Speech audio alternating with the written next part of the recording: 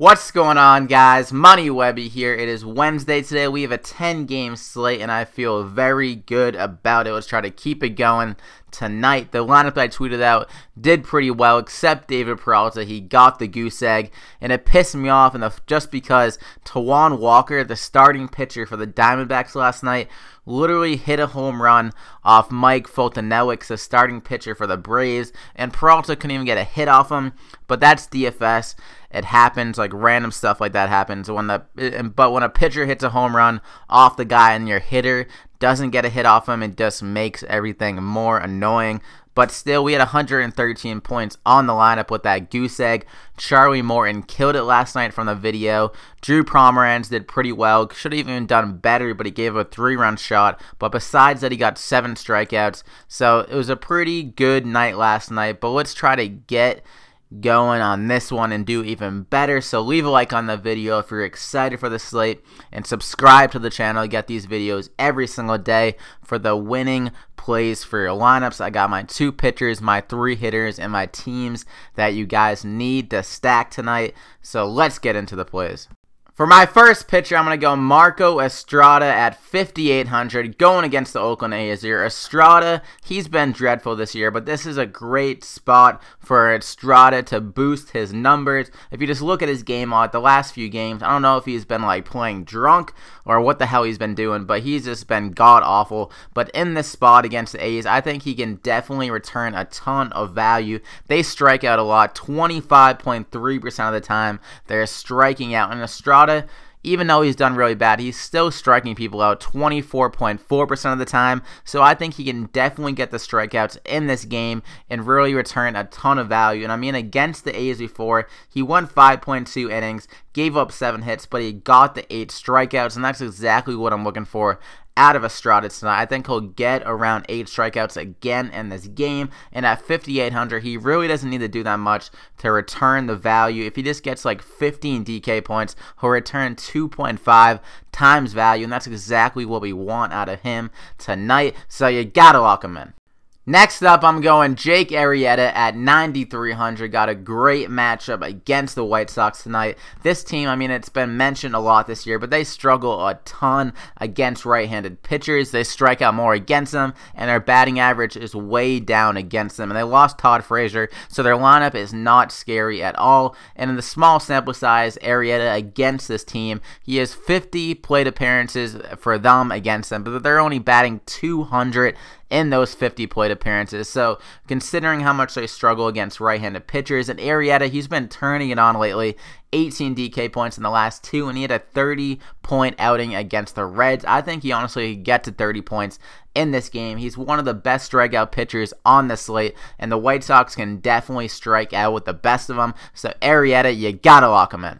For my first hitter, I'm going Nomar Mazara at 3,100, going against Jose Urena. This is a great value play and potential upside for Mazara in this spot. Urena is one of the worst pitchers on this slate, and he's allowed 1.37 home runs per 9 and a 9.5% K rate, so not striking out many lefties at all. So I think Mazara has a great chance of getting the ball on the bat and possibly hitting a home run in this game, and he's just extremely better against right-handed pitchers throughout his career, and this year he's hitting a 33% hard hit rate against the righties. Against the lefties, he's hitting like a 14% hard hit rate, so he definitely likes facing right-handed pitchers. And at home tonight, they have 100-degree weather expected, so that is great hitting conditions, and he's been much better at home, hitting 299 with 8.4 DK points on average at home, compared to on the road he's only hitting 190 with 6.2 DK points. And he finally broke out of his slump last night. He went 3 for 5 with 13 DK points, so I think that's the start of something for Mazara. He's going to keep it going tonight in a dream matchup, so you gotta lock him in. Next up, I'm going Anthony Rizzo at 5,200, another lefty batter with a great matchup against James Shields in this game. Shields has been absolutely demolished this year against lefty batters, allowing 3.98 home runs per 9 and only striking him out 12% of the time against lefties. So with Rizzo, he's one of the best left-handed batters in the league, and they're playing this game in the Chicago White Sox Stadium. It's a great ballpark for left-handed batters, so I think Rizzo is gonna hit a home run in this game, and probably off of James Shields if he doesn't get one off of the bullpen. Pretty sure the White Sox don't have a great bullpen as well, so if they get the Shields early, the Cubs are going to be pouring it on. So I love Anthony Rizzo, and you gotta lock him in. For my last batter, I'm sticking with the Cubs here. Kyle Schwarber at 3,700. Another lefty bat to go against James Shields. Schwarber is much better against right-handed batters. His ISO this year is 251 against them, so great power against them. And I'm targeting a home run with this play just because Shields, he's giving up so many home runs to lefty bats.